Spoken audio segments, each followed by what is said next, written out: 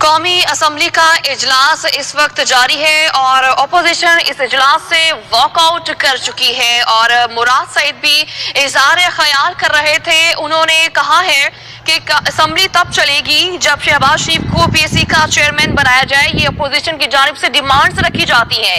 एक तरफ भारत हमें धमकियां दे रहा है, कुलभूषण यादव का केस भी आलमी अदालत इंसाफ में चल रहा है।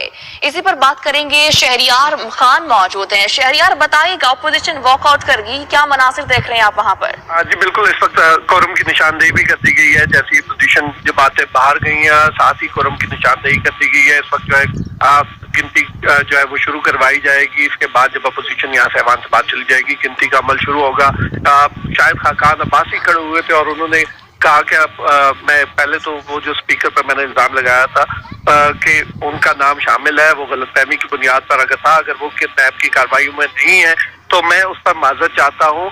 ताहम उन्होंने कहा कि इस वक्त हुकूमत जो गैर जरूरी काम कर रही है, इस वक्त तक ऐवान में कोई भी आज तक 6 माह में कोई भी मस्बत बहस नहीं हो सकी है। और गैस और बिजली के बिलों में जो इजाफा किया गया, उन्होंने इस हवाले से अपनी खिदमात पेश की और उन्होंने कहा कि अगर गैस की कीमतों में कमी करनी है और इस हवाले से कोई बनाना है, आवाम पर बोझ डालने के बजाय अगर मुझसे बैठ जाए तो मैं चंद मिनटों में ये आला मसला हल कर सकता हूँ। और उसके बाद जब मुराद सईद खड़े हुए तो अपोजिशन अरकान ने शोर मचा दिया और मुराद सईद का कहना था कि ये सिर्फ उस वक्त तक समझते हैं कि ऐवान उसी सूरत में चल सकता है जब शहबाज शरीफ को पीएसी का चेयरमैन बनाया जाए या साद रफीक के प्रोटेक्शन ऑर्डर जारी हो। इस ऐवान नहीं चलेगा। इस मौके पर जो अपोजिशन अरकान है, उन्होंने स्पीकर डाइस का घेराव कर लिया और शदीद नारेबाजी की।